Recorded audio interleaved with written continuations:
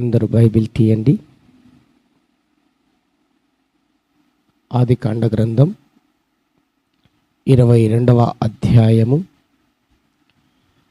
12వ వచనం. అప్పుడు ఆయన, ఆ చిన్నవాని మీద చెయ్యి వేయకుము, అతనిని ఏమీ చేయకుము. నీకు ఒక్కడై ఉన్న నీ కుమారుణ్ణి నాకియ వెనుదీయ లేదు కదా. గనుక నీవు దేవునికి భయపడువాడవని ఇందువలన నాకు కనబడుచున్నది. క్రీస్తునందు ప్రియ దేవుని బిడలారా,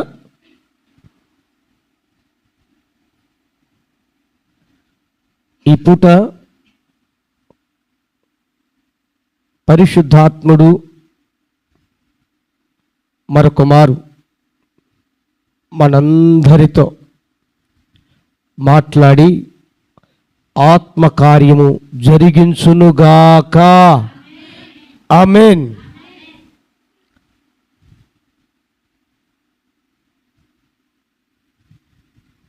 అబ్రహాముకు దేవుడు చెప్పినట్లుగా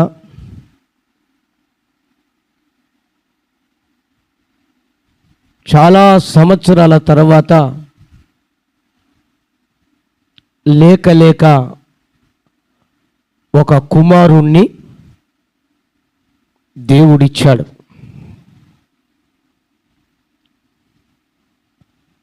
ఇచ్చిన తర్వాత అబ్రహాము గారు తన భార్య పట్టలేనంత ఉత్సాహముతో, సంతోషంతో, ఆనందముతో ఉన్నారు. ఆ సంతోషమును ఇతరులతో కూడా పంచుకొని విందు చేశారు. వారు వచ్చిన వారందరూ కలిసి ప్రేమ విందులో సంతోషించారు. చాలా చక్కగా జీవితం కొనసాగుతూ ఉంది.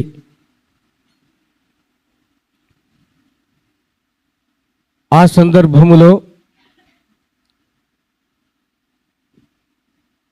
పిలిచి ఆశీర్వదిస్తానని చెప్పి చాలా సంవత్సరాల తర్వాత ఇచ్చిన కుమారుణ్ణి వెంటనే మరలా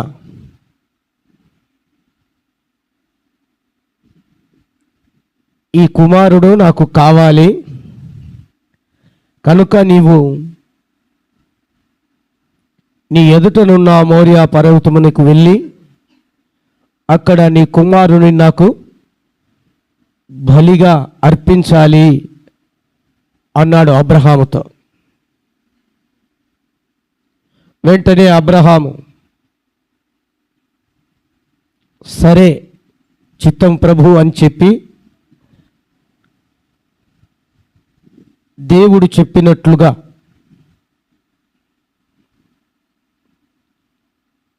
గాడిద మీద కట్టెలు వేసుకొని నిప్పు తీసుకొని ఇద్దరి పనివారితో కూడా కుమారుణ్ణి చేతబట్టుకొని వెళ్ళిపోయాడు. వెళ్ళిపోతున్న సందర్భంలో కుమారుడు, చిన్న పిల్లవాడు, నాన్నతో, అబ్రహాముతో అంటున్నాడు, నానా దహన బలి అర్పించటానికి కట్టెలు ఉన్నాయి, నిప్పుంది, మరి బలిగా అర్పించడానికి ఏమి తీసుకొని రాలేదే అన్నాడు. అప్పుడు అది దేవుడు చూసుకుంటారా నాన్నా అన్నాడు కొడుకుతో. సరే, కనబడుతున్న ఆ కనుచూపు మేర వరకు వెళ్ళి ఇద్దరి పనివారిని ఆ గాడిదను అక్కడే పెట్టి కట్టెలు తీసుకొని నిప్పు తీసుకొని కుమారుని చేతబట్టుకొని కాస్త దూరం వెళ్ళి దేవుడు చెప్పినటువంటి ఆ స్థలములో కట్టెలు పేల్చాడు. పేర్చిన తర్వాత ఆ చిన్న పిల్లవాడిని బంధించి పేర్చిన వెంటనే ఆ కట్టెల మీద పండుకోబెట్టాడు. పండుకోబెట్టిన తర్వాత తన దగ్గర ఉన్నటువంటి కత్తి తీసుకొని వధించాలి, ఆ తర్వాత నిప్పు పెట్టాలన్నట్టుగా చేతు ఎత్తి ఇక బలివ్వడానికి నాకు బహుశా తెలిసి 1 సెకండ్ 2 సెకండ్లు ఉంటే వధించబడతాడు. ఆ సందర్భంలో దేవుడే అబ్రహామా అబ్రహామా ఆగు అని చెప్పి ఈ మాట చెబుతున్నాడు. ఏమని చదవక్క మరొకసారి? ఆ చిన్నవాని మీద చెయ్యి వేయకుము, అతనిని ఏమీ చెయ్యకుము. నీకు ఒక్కడై ఉన్న నీ కుమారుణ్ణి నాకియ్య వెనుదీయలేదు గనుక నీవు దేవునికి భయపడువాడవని ఇందువలన నాకు కనబడుచున్నదని నేను. ఏమన్నాడు? నీవు నాకు భయపడువాడవు.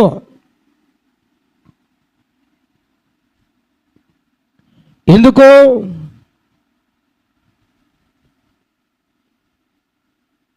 నా కొరకు వెనుదిరగక వెనుతీయక నీకైనా ఒక్కడైన కుమారుణ్ణి బలివ్వటానికి పూనుకున్నావు. ఇందును బట్టి నీవు నాకు భయపడువాడవు. దేవునికి స్తోత్రం. హల్లెలూయా హల్లెలూయా హల్లెలూయా.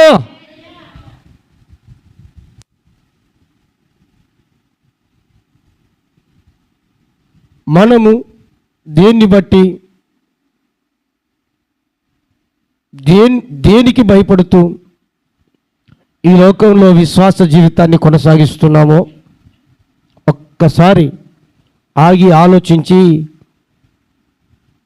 జ్ఞాపకం చేసుకుంటే మనకు కూడా ఎలా ముందుకు వెళ్ళాలో మనకు అర్థమవుతుంది. అలా కాకుండా ఎలా పడితే అలా నడిస్తే, ఎలా పడితే అలా జీవిస్తే, ఎలా పడితే అలా బ్రతికితే ఈ బ్రతుకుకు సార్థకత ఉండదు, ప్రయోజనము ఉండదు. నేనున్నాను అంటే ఉన్నాను అన్నట్టుగానే ఉంటుంది. నేను వచ్చాను అన్నట్టుగానే ఉంటుంది. నేను వెళ్తున్నాను అన్నట్టుగానే ఉంటుంది. మన జీవితాలు ఎక్కడ వేసిన గొంగలి అక్కడే ఉంటాయి. అలా కాకుండా ఉండాలని ఈ పూట దేవునికి నువ్వు భయపడుదానువుగా ఉండాలని మన ప్రభువు ఆశిస్తున్నాడు. Praise God. హల్లెలూయా. ఎందుకు? నువ్వు భయపడితే ఆయనకు ప్రయోజనం ఏంటి? నువ్వు దేవునికి భయపడితే దేవునికి ప్రయోజనం ఏంటి? లాభం ఏంటి? దేవునికి లాభం ఏమీ కాదు, ప్రయోజనం ఏమీ లేదు. కానీ కేవలం తన చేతులతో కలుగజేసి నిర్మించిన, అచ్చు తన స్వరూపములో పుట్టించిన ఆ దేవుడు చేతులారా నిన్ను నాశనం చేయకూడదన్నదే దేవుని ఉద్దేశం. తన ఊపిరి నీ నాసికారంధ్రములో ఊది జీవాత్మగా జీవం పొందుకొని మానవునిగా జీవించమని పలికిన ఆ దేవుడు నీవు శాపానికో లేదా ఈ లోకానికో దాసోహమై నాశనాన్ని కొని తెచ్చుకోకూడదన్నదే ఒక్క ఉద్దేశమే దేవుని యొక్క ఉద్దేశం. నీవు నీ కుటుంబం బాగుపడాలని, నీవు నీ కుటుంబం ఆశీర్వదించబడాలని, నీవు నీ కుటుంబం దీవించబడాలని, నీవు నీ కుటుంబం దేవునిలో సంతోషంగా ఉండాలని, నీవు నీ కుటుంబం దేవునిలో కలకాలం ఆనందించాలన్నది దేవుని యొక్క ముఖ్య ఉద్దేశం. అంతేకాని మరొకటి లేదు. మరి ప్రాముఖ్యంగా నీవు నీ కుటుంబం, నీవు నీ భార్య, నీ భర్త, నీ పిల్లలు నరకానికి వెళ్ళి నశించిపోకూడదన్నదే దేవుని యొక్క ప్రణాళిక. అందుకే ఆయనకు అది మాత్రం తప్ప ఏ లాభం లేదు, ఏ ప్రయోజనము నీ ద్వారా, నా ద్వారా, మన ద్వారా ఏమి లేదో. ఏదైనా ప్రయోజనం, ఏదైనా లాభం, ఏదైనా ఆశీర్వాదం ఉన్నది అంటే అది మనకే ఉండాలన్నదే దేవుని యొక్క కోరిక.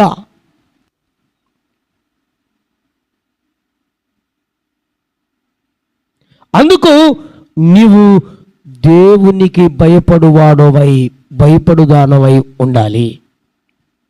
ఎవరికండి? దయాలక? ఎవరికండి? లోకానికా? దేనికండి? అనారోగ్యానికా?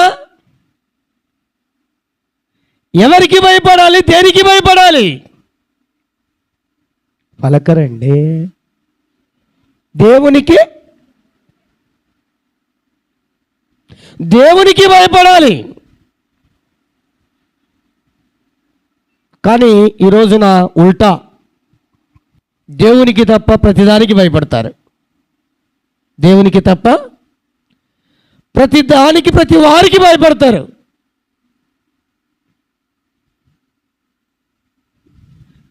అందుకే మానవుని యొక్క జీవితం ఏమైపోతుంది? రాను రాను రాజుగుర్రము డాష్ అన్నట్లుగా మనిషి యొక్క జీవితం, కుటుంబం రోజు రోజుకు పతనావస్థితికి జారిపోతూ ఉంది. ఆశీర్వదించబడవలసిన మనిషి, దీవించబడవలసిన కుటుంబాలు దిగజారిపోవడానికి కారణం దేవుని భయం లేకయే. దేవుని భయం లేక. ఒక మాటలు చెప్పాలంటే బొత్తిగా లేదు ఈనాడు. మనుషులకు బొత్తిగా లేదు దేవుని భయం.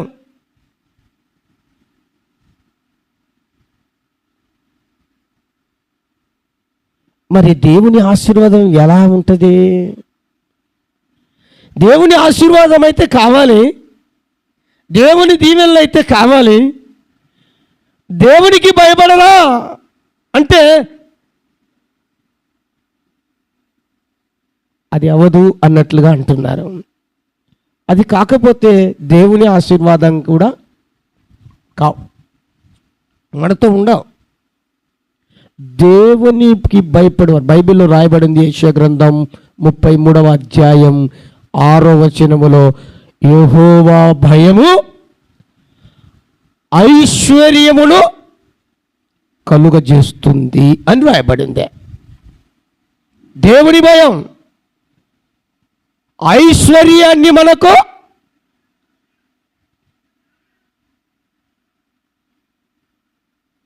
దేవుని ఆశీర్వాదాన్ని తెస్తుంది.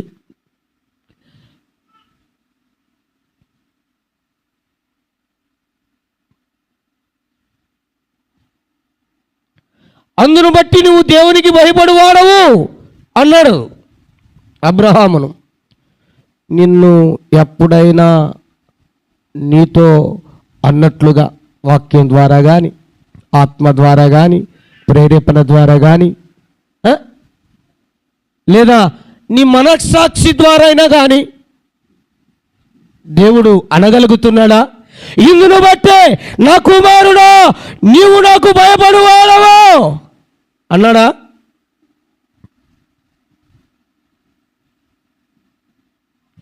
ఇందును బట్టే నా కుమార్తె నీవు నాకు భయపడుదానవు అన్నాడా? ఎప్పుడైనా అని ఉంటే నువ్వు ధన్యురాలు, నువ్వు ధన్యుడు. దేవునికి స్తోత్రం, హల్లెలూయా. ఎందుకంటే నువ్వు ఐశ్వర్యవంతునివి, ఐశ్వర్యవంతురాలు. నీ కుటుంబం ఆశీర్వదించబడే కుటుంబం. ఒకవేళ ఇంతవరకు అలా నీ మనసాక్షికి కూడా అనిపించట్లేదు అంటే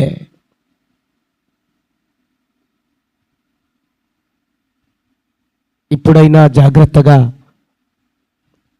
ఈ వాక్యం ద్వారా నీతో దేవుడు మాట్లాడుతుండగా దేవుణ్ణి భయం కలిగి బ్రతకటానికి తీర్మానం చేయి. దేవుని భయం కలిగి జీవించటానికి తీర్మానం చేయి. దేవుని యందు భయభక్తులు కలిగి బ్రతకటానికి పూనుకో. ఇది మొదలుకొనైనా దేవుడు నిన్ను ఆశీర్వదిస్తాడు. హల్లెలూయా. నీ కుటుంబాన్ని ఐశ్వర్యవంతమైన కుటుంబంగా మారుస్తాడు. మరి ఇటు భయభక్తులు కావాలంటే ఏం చేయాలి?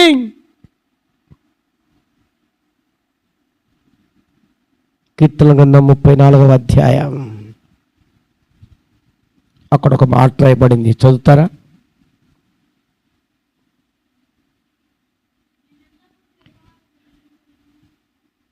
అలా కదక్క, ఇంకొక మాట ఉంటానుకుంటున్నా, చూడండి.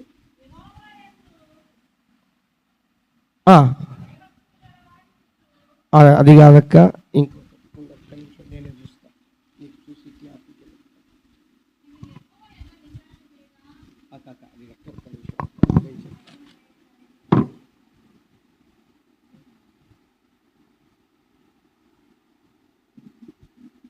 ముప్పై 11 అండి, 11 పిల్లలారా మీరు వచ్చి నా మాట వినుడి, యెహోవా యందలి భయభక్తులు మీకు నేర్పేదని. ఎవరు నేర్పిస్తాడంటండి? దేవుడు నేర్పిస్తాడు. భయం కలిగి ఎలా బ్రతకాలి, భక్తి కలిగి ఎలా జీవించాలి అన్నది ఎవరు నేర్పిస్తారు? దేవుడు నేర్పిస్తాడు. అందుకు భక్తులారా, మేము భక్తులు అనుకుంటున్నావు కదా, మీ భక్తి పరులం అనుకుంటున్నాం కదా, భయం కలిగిన భయం లేని భక్తులారా, భక్తి లేని భక్తులారా, భయభక్తులు లేని పిల్లలారా, నా ఎద్దకు రండి, నా మాట వినండి. నా ఎద్దకు రండి, నా మాట వినండి. నేనేం చేస్తానంటే భయభక్తులు నేర్పిస్తాను. హల్లెలూయా, హల్లెలూయా. బొత్తిగా భయము భక్తి లేని ఈ రోజుల్లో భయము భక్తి నేర్చుకోవాలంటే దేవుడే మనకు శరణ్యం. హల్లెలూయా. అది నువ్వైనా నేనైనా మన కుటుంబాలు, మన పిల్లలైనా భయభక్తులు నేర్చుకోవాలంటే దేవుని దగ్గరికే రావాలి, దేవుని మాట వినాలి. అప్పుడు దేవుడు మనకు భయభక్తులు నేర్పిస్తాడు. భయభక్తులు నేర్పించినప్పుడు ఆ భక్తిని భయాన్ని అనుసరించి నడుస్తున్నప్పుడు దేవుడు అంటాడు, నీవు నాకు భయపడుదానవు. దేవునికి స్తోత్రం, హల్లెలూయా. అప్పుడు దేవుడు అంటాడు, నీవు నాకు భయపడువాడవు.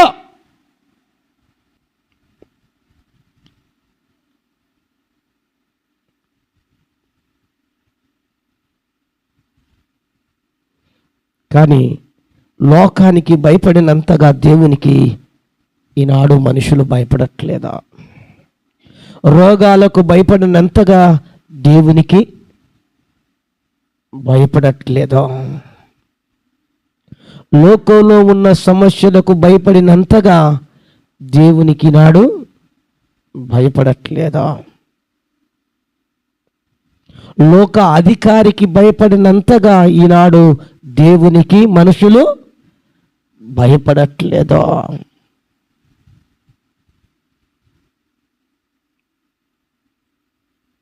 ఇంకొక మాటలు చెప్పాలంటే, నన్ను క్షమించండి, నీ భర్తకు భయపడినంత కూడా దేవునికి భయపడట్లేదా? నీ భార్యకు భయపడినంతగా కూడా దేవునికి భయపడట్లేదా?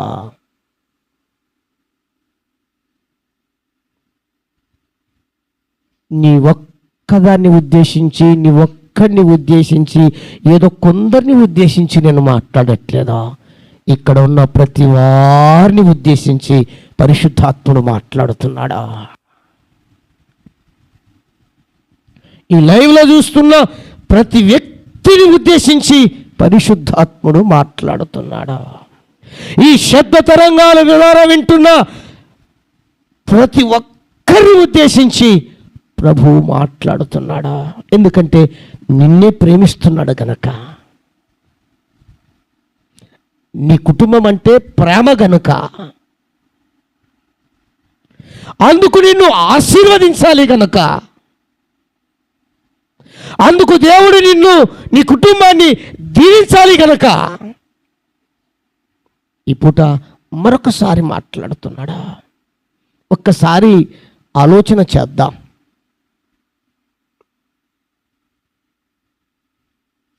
ఏమండి, దేవుడిచ్చిన ఆశీర్వాదం అద్భుతమైనది. అబ్రహాము గారికి అన్నీ ఉన్నాయి, సంతానము లేదు అన్నటువంటి ఒక కొదవ చేత కుమిలిపోతున్నారా?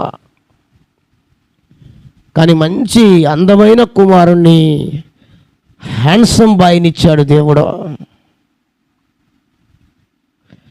అందరికీ చెప్పుకుంటున్నారు, నాకు దేవుడు మంచి కుమారుని ఇచ్చాడు, మంచి కుమారుని ఇచ్చాడు, మంచి కుమారుని ఇచ్చాడని. అందరినీ పిలుచుకున్నారు, విందు చేస్తున్నారు, సంతోషించారు. మరుసటి రోజే బాంబు పేల్చాడు దేవుడు.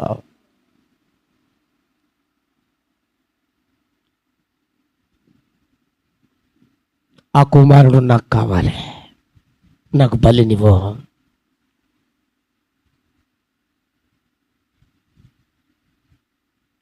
ఆయన మాట విన్నాడా, వినలేదా? చెప్పరండి. విన్నాడా? సరేలే అన్నాడు, విన్నాడు. విన్నవాడు ఏం చేశాడు చెప్పాలి. విన్నాడు, విన్న తర్వాత ఏం చేశాడు? చెప్పినట్లుగా చేయుటకు పూనుకున్నాడు. అవునా?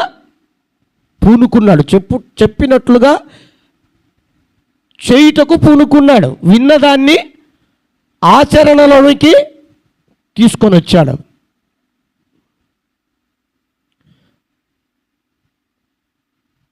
ఇక వధిద్దామనుకున్న సమయంలో దేవుడు మాట్లాడి,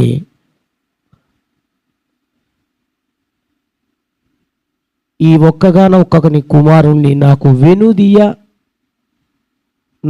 వెనుదీయ లేదు కనుక నువ్వు నాకు భయపడువాడా? ఆయన మాట వినాలి, విన్న దానిని ఆచరించాలి. ఆచరణ ఎక్కడుంటుంది? మన చేతుల్లో ఉంటుంది, మాటలు కాదు.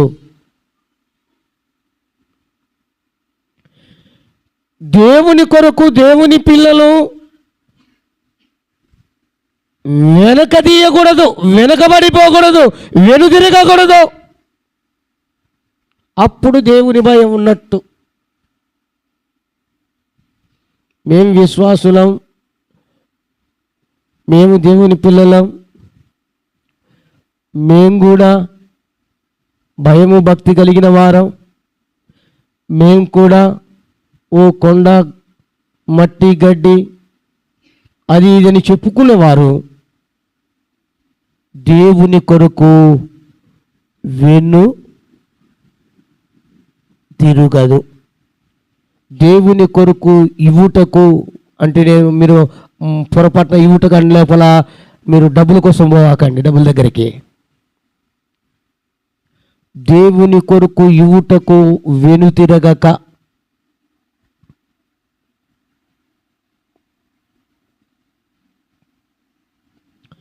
దేవుడు నా కుమారుడా, నా కుమార్తె నీ హృదయాన్ని నాకు ఇమ్మంటే ఆ హృదయాన్ని నేను ఇవ్వనని వెనుదిరుగుతున్నావేమో. నా కుమారుడా, నా కుమార్తె నా మాట విను అన్నప్పుడు నేను నీ మాట వినలేకపోతున్నానని వెనుదిరుగుతున్నావేమో. దేవుడు నా కుమారుడా, నా కుమార్తె నువ్వు ఈ పని చేయి అని చెప్పినప్పుడు నేను చేయలేనని, చేత కాదని వెనక తిరిగి చూస్తున్నావేమో. నా కుమారుడా, నా కుమార్తె నా కొరకు ఈ సువార్త చేయి, ఈ పాత్రగా వాడబడు, ఈ విధంగా నీవు నడుచుకో అని చెప్పినప్పుడు నీవు వెనక్కి తిరిగి చూస్తున్నావేమో. నా కుమారుడు, నా కుమార్తె నా యందు విశ్వసించి నమ్మిక ఉంచి నా మాట విని నా అడుగుజాడలో నడుచుకో చెప్పగా విని కూడా వెనుదిరిగి చూస్తున్నావేమో. ఇప్పుడు నా ప్రేమతో నేను తెలియచేస్తున్నాను, వెనుదిరిగి చూస్తే వెనక పడిపోతే నీలో దేవుని భయం లేదు అని అర్థం, అంతే. వెనక్కి తిరిగి చూస్తున్నావు అంటే దేవుని భయం లేదు. వెనుకడుగు వేస్తున్నావు అంటే దేవుని భయం లేదని అర్థం. దేవుని మాట వినలేకున్నావంటే దేవుని భయం లేదు అని అర్థం. దేవుడు చెప్పింది చేయకుండా ఉన్నావు అంటే నీకు దేవుని భయం లేదు అని అర్థం. దేవుడు చెప్పినప్పుడు నువ్వు లోబడకుండా ఉన్నావు అంటే దేవుని భయం లేదని అర్థం.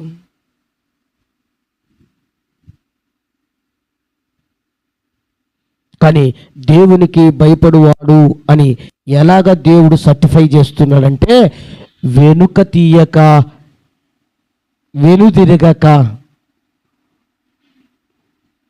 ఉన్నాడు కాబట్టే అబ్రహాము దేవునికి భయపడువాడు అన్నాడు. అందుకొరకే అబ్రహాముతో అన్నాడు, ఏమన్నాడు తెలుసా? యెహోవా భయం ఐశ్వర్యం కలగజేస్తానన్నాను కదా, ఆశీర్వదిస్తానన్నాను కదా. కింద అంటాడు, ఏమంటాడు? నీవు నాకు నీ కుమారుణ్ణి ఒక్కడైనా నీ కుమారుణ్ణి ఇయ్యడానికి వెనుదిరగలేదు కనుక నేనేం చేస్తానో తెలుసా? ఆకాశ నక్షత్రాల వలె ఆశీర్వదిస్తాను. హల్లెలూయా. నీకు ఒక్కడైన కుమారుణ్ణి నాకు ఇయ్యకుండా వెనుదిరగలేదు కనుక నిన్ను ఇస్కరేణుల వలె దీవిస్తానన్నాడు. హల్లెలూయా. అన్నట్లుగానే దేవుడు గొప్పగా ఆశీర్వదించారు. హల్లెలూయా. అందుకనే అబ్రహాముకు ఓ మంచి పేరు ఉంది. ఏమని? విశ్వాసులకు ఎన్నిసార్లు అడుగుతున్నానో కదా, ప్రతిసారి టాపిక్ వచ్చినప్పుడల్లా అడుగుతున్నాను. నువ్వు మౌనంగా ఉన్నావంటే ఇంకా నీకు తెలుసుకో. ఎవరన్నా అడిగితే పరిస్థితి ఏంటి?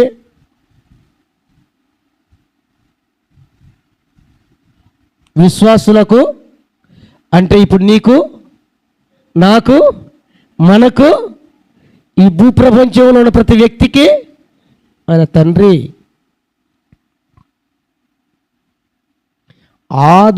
ఆది కాలంలో ఆదాము హవ్వల నుండి వచ్చిన ప్రతివారు అయినప్పటికీ కానీ అబ్రహాముకు గొప్ప ఆధిక్యత ఇచ్చాడు. విశ్వాసులకు తండ్రి అని, జనములకు తండ్రి. ఎంత గొప్ప ఆశీర్వాదం అండి. ఒక్క కుమారుని ఇస్తే ఆ కుమారుని నీకే ఇస్తానని చెప్పినందుకు, వెనుక తీయనందుకు ఈ భూప్రపంచంలో ఎంతమంది ఉన్నారు, అంతమంది కూడా దేవుడు అబ్రహాము పిల్లలుగా మార్చాడే. చూడండి, దేవునికి స్తోత్రం. హల్లెలూయా, హల్లెలూయా. నీకున్న ఒకే ఒక్క జీవితం అండి, ఒక్క జీవితమే మనిషికి. పొరపాటున ఎన్నో జీవితాలు ఉన్నాయనుకోకు. ఆ ఒక్క జీవితాన్ని కూడా దేవునికి అర్పించలేకపోతే,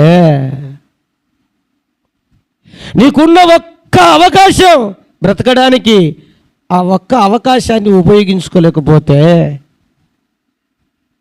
నీకున్న ఏకైక దేవుడు నేను తప్ప ఈ లోకానికి లేదా పరమందైనా భూమి అందైనా ఏ దేవుడు లేడు అని చెప్పిన ఏకైక దేవుణ్ణి, ఒక్క దేవుణ్ణి కలిగి బ్రతకలేకపోతే, ఆయన యందు భయము కలిగి జీవించకపోతే, నీ బ్రతుకుకు లేదా మన బ్రతుకుకు సార్థకత ఎక్కడిది?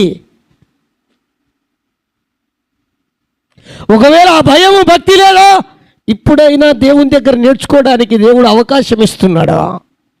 పిల్లలారా, నా యొద్దకు రండి, నేను నేర్పిస్తానంటున్నాడా? నువ్వు నేర్చుకో. నీ భర్తకు నేర్పించు, నీ భార్యకు నేర్పించు, నీ పిల్లలకు నేర్పించు. ఏంటి? సెల్లు చూసేది కాదు, టీవీలు చూసేది కాదు, సినిమాలకు వెళ్ళి రాపోరా అని చెప్పేది కాదు, ఫ్రెండ్స్తో కలిసిపోయి రాపోయే అని చెప్పేది కాదు.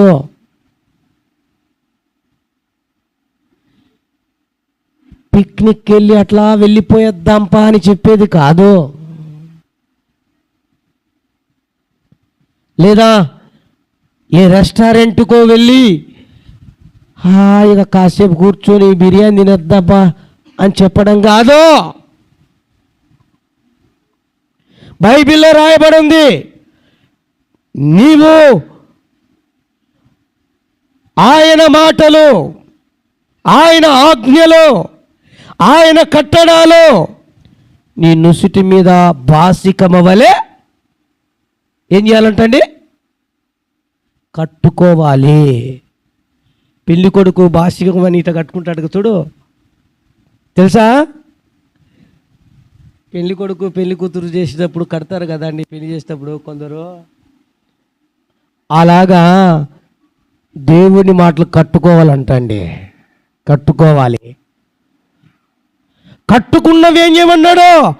ద్వితీయోపదేశకాండంలో చాలా అద్భుతంగా రాయబడింది. కట్టుకున్నదాన్ని ఏం చేయమన్నాడు? విన్నదాన్ని ఏం చేయమన్నాడు? నీవు నీ పిల్లలకు నేర్పించు అన్నాడు. చూద్దాం ఒక మాట పరిశుద్ధ గ్రంథంలో నుంచి, ద్వితీయోపదేశకాండం. అక్కడేనా ఉండేది? చదవక వాక్యం చెప్పక వచ్చడం 6-7 తీయండి నాన్న. నీవు నీ కుమారులకు వాటిని అభ్యసింపజేసి, నీ ఇంట కూర్చున్నప్పుడును, త్రోవలో నడుచున్నప్పుడును, పండుకొనున్నప్పుడును, లేచునప్పుడును వాటిని గూర్చి మాట్లాడవలెను. సూచనగా వాటిని నీ చేతికి కట్టుకొనవలెను. అవి నీ కన్నుల నడుమ బాసికము వలె ఉండవలెను. నీ ఇంటి ద్వారపు బంధముల మీదను, నీ గౌండల మీదను వాటిని రాయవలెను. హల్లెలూయా. ఏమండి, ఎంత అద్భుతంగా దేవుని మాటలు మన ఆశీర్వాదం కొరకు, మన క్షేమం కోరి పరిశుద్ధ గ్రంథం ద్వారా దేవుడు రాయించాడండి. ఏమండి, వాడు ఏడిస్తే చాలు వెంటనే సెల్ తీసి మనం గేమ్స్ ఇచ్చి మనం ఓపెన్ చేసి ఆడుకొని ఆయన చర్చిలో ఉన్నా ఇట్స్ పెట్టాం, ప్రార్థనలోనే వదిలిపెట్టాం. ఆ పాప ఏడిస్తే చాలు మనోళ్ళే దొంగకు లైసెన్స్ ఇచ్చినట్టుగా ఏం చేస్తారు? ఇది న్యాయమా? మీరే చెప్పండి. మళ్ళీ ఏమన్నా చెబితే బాధపడతారు.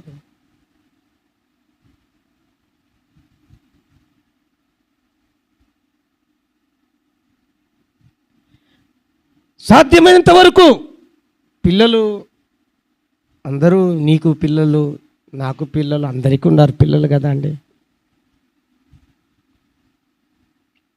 ఎవరి పిల్లలు వాళ్ళు ఎలాగున్నా వారికి ముద్దే కదా అండి. నేను వద్దనట్లేదు కదండి.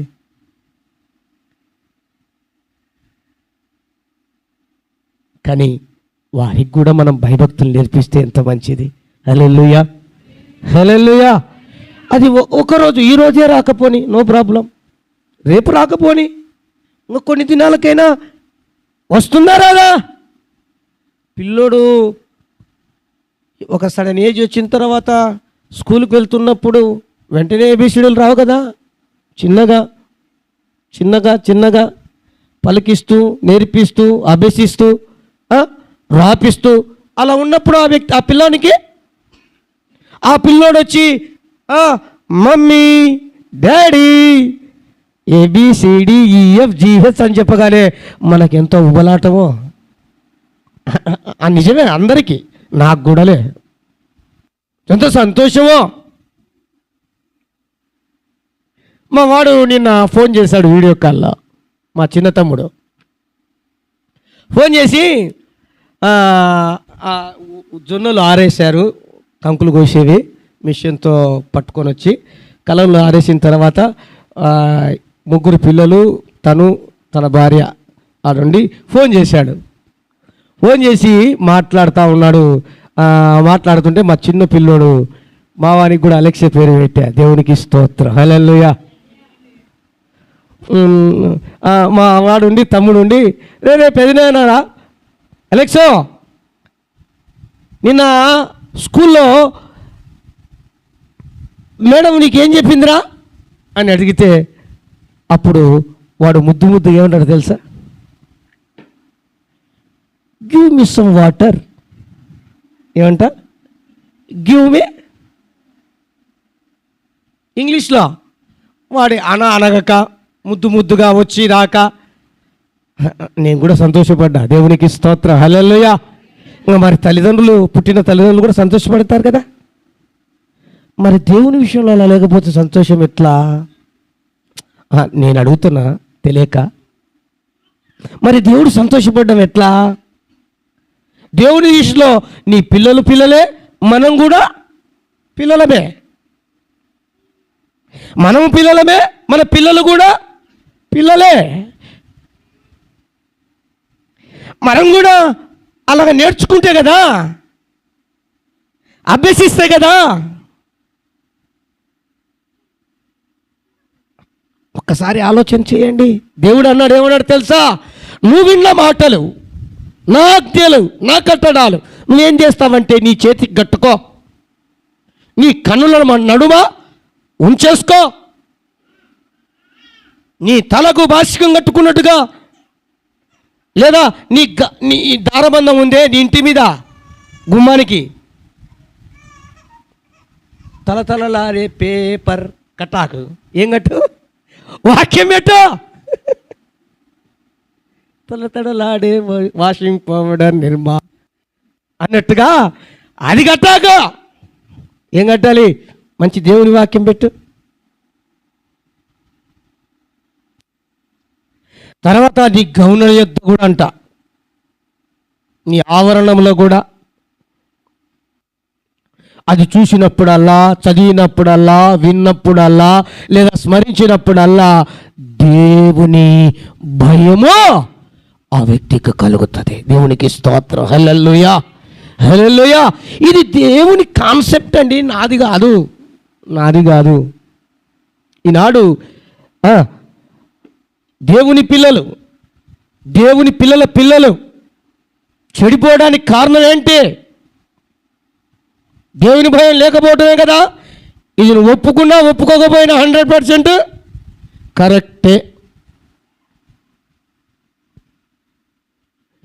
దేవుని పిల్లలు దేవుని దగ్గరికి వచ్చి దేవుని భయభక్తులు నేర్చుకోవాలి. నేర్చుకున్నవే పిల్లలకు నేర్పించాలి. అప్పుడు ఈ దేవుని భయం మనకు ఐశ్వర్యం, ఆశీర్వాదం. దేవునికి స్తోత్రం, హల్లెలూయా. అలా కాకుండా నీ పిల్లలకు పుట్టినప్పటి నుండి సంవత్సరం ఐకాంతోలకే ఒక పెద్ద బ్యాగ్ వేసి ఫుల్గా బుక్కులు పెట్టేసి ఒక క్యారీ పెట్టేసి స్నాక్స్ పెట్టేసి పోరానైనా అంగన్వాడీ స్కూల్కో లేకపోతే మంచి కాన్వెంట్కో మంచి ఇంగ్లీష్ మీడియం స్కూల్కో అని చెప్పి నువ్వు నేర్పిస్తున్నావు. మంచిదే, నేను కాదనట్లా. మంచి విద్యనే నేర్పిస్తున్నావు, చాలా సంతోషం. మంచి పనినే నేర్పిస్తున్నావు, చాలా సంతోషం.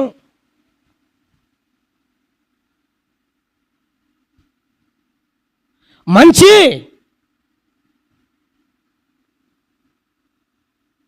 ఉండాలనే నువ్వు కోరుకుంటున్నావు, సంతోషం. ఈ లోకంలో ఎవరు నాకు పిల్లలకు లేదా నా కుటుంబం ఆశీర్వాదానికి కొదవగా ఉండకూడదు, చదువుకునే విషయాల్లో తక్కువ ఉండకూడదు, లేదా వాళ్ళు తిరిగే విషయాల్లో వారికి కావాల్సిన ఖర్చుల విషయాల్లో తక్కువ, అలా అన్ని విషయాల్లో మనం బ్యారేజ్ వేస్తున్నాం. మంచిదే, తప్పులేదు. కానీ మరి దేవుని విషయంలో ఎందుకు నువ్వు ఆలోచించట్లా అని నా యొక్క దేవునిలో ప్రశ్న. నీవే నేనే, మనమే ఎందుకు ఆలోచించట్లేదు? దేవుడు ఈ రోజున నీవు నాకు భయపడువాడవు అనంత భక్తి లేదా భయం మనలో ఉందా? ఒక్కసారి ఆలోచించు నా ప్రియ దేవుని బిడ్డలారా. ఆనాడు ఒకవేళ అదే సిచ్యువేషన్ మనం ఇంకా ఉంటే, అబ్రహాం ప్లేస్లో ఒకవేళ నువ్వే ఉంటే ఏం చేసేదానివి, ఏం చేసేవాడివి? ఓ ప్రభువా, ఏదో చెప్పిన ఆ రోజు బాగుండవే, ఇన్ని సంవత్సరాలకి ఇచ్చి పిల్లుని మళ్ళా నాకే ఇవ్వమంటావా? ఏ న్యాయం ప్రభువా? నేను ముద్దులు పెట్టుకోద్దా? నేను బాగా చదివించుకోద్దా, ఆడించుకోద్దా? నేను బాగా గుడ్డు బెడ్డు పెట్టి పెంచుకోద్దా? మంచి ఉద్యోగం తెప్పించుకోద్దా? పెరిగి పెద్ద అయిన తర్వాత తన్నించుకోద్దా, కొట్టించుకోద్దా?